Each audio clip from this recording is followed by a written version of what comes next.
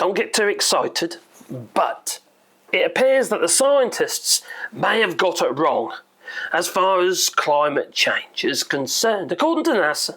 And you might hear people the old like button, but no, that isn't something to be excited about. It's something that we should be deeply concerned, because NASA's just made this statement. They've issued an urgent warning for the future of certain parts of Spain. Rather worrying predictions that much of Spain will be uninhabitable within the next 30 years. Well, if it's going to be Spain, there's going to be a darn sight more countries that are going to be uninhabitable as well. It's not going to just be Spain. Now, despite huge concerns around climate change, for individuals as well as scientists, citizens alike and that, they don't seem to be taking the topic too seriously. Meaning that there is no turning point very soon. We're already, at that tipping point. Unfortunately, we've left it too late. Now, we may be facing unprecedented changes, and in the global predicament where there is no going back at all. We're probably already past it.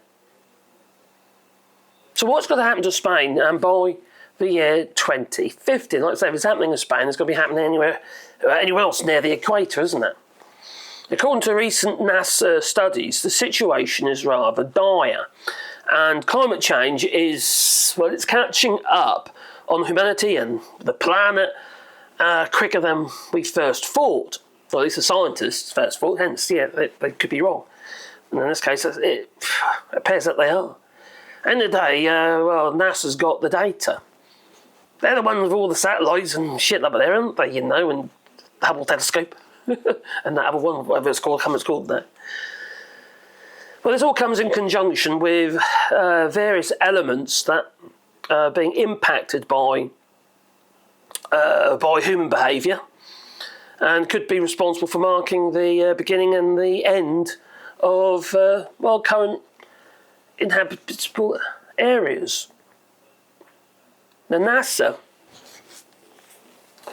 the experts at NASA, I should say, they warn that there's a series of radical changes on the way that until now we have perhaps been unaware of. Most poignantly, the rise in temperature, which is having and will continue to have severe consequences around the planet, such as all these hurricanes and rising sea temperatures, etc., etc. It's not just the surface sea temperatures, it's what's down deep.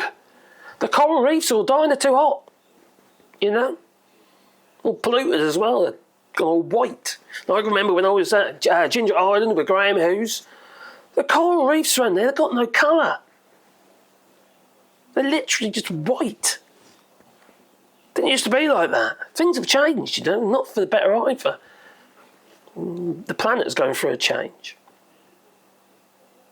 Now, this news isn't really unheard of, is it? No. Regarding rising sea temperatures and its effect on the planet. But a few years ago, a similar report was issued, warning that the world, warning of all this by 2050. But instead of it being speculation, it seems to be more based on fact, evidence. They're more confident now. This is where we're heading. And we're getting closer to that date of 2050, and it looks like it's going to happen before then. Now, you know what's going to happen if, for instance, and it isn't just 2050, is it? Or in the next 30 odd years.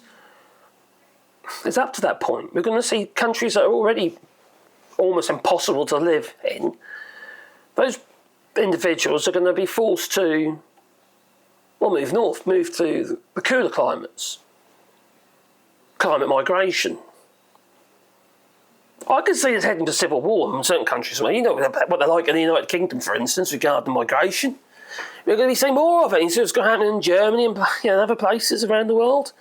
Look at the United States.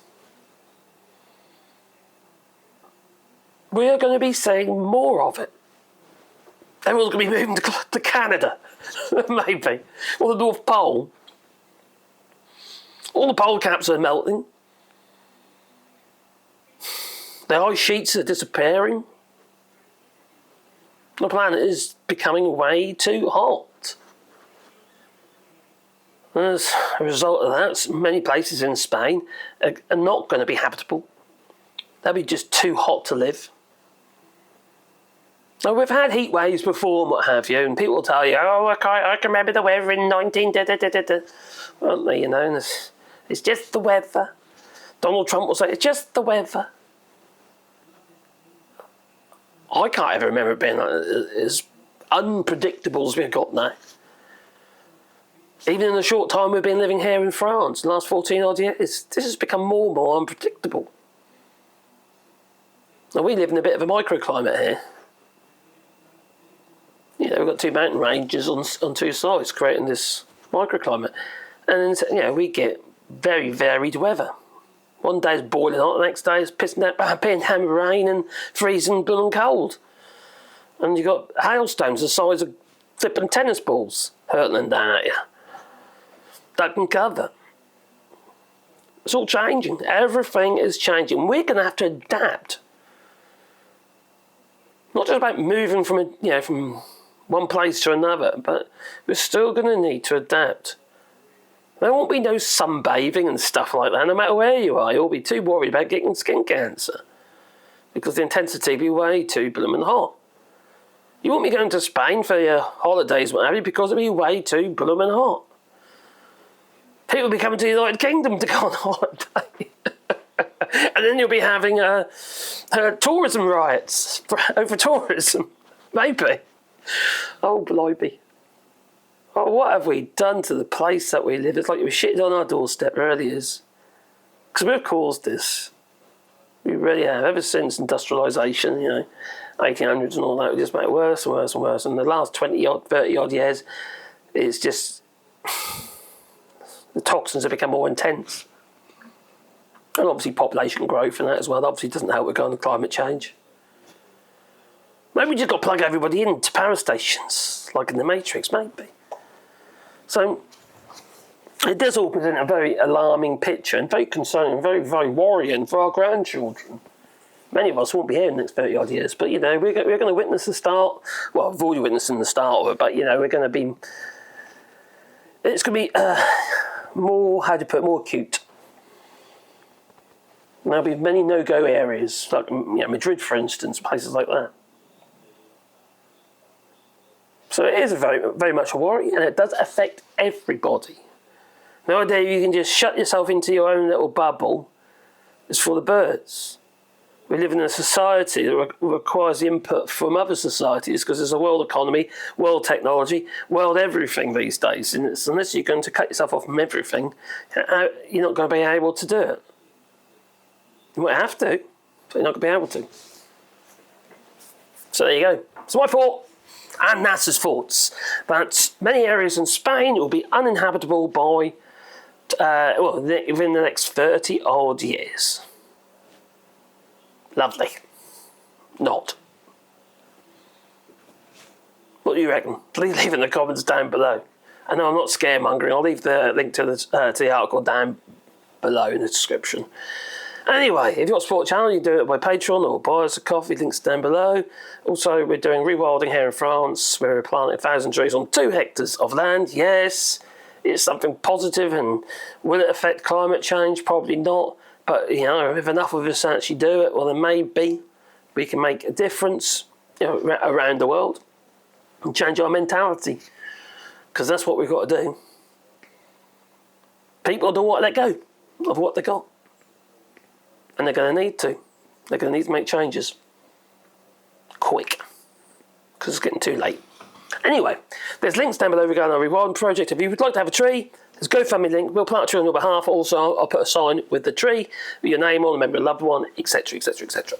Or could be a gift for Christmas. And considering you might not be able to get any Christmas trees this year, they're all imported, phytosanitary and all that, you know. Anyway, links down below. Doodaloo.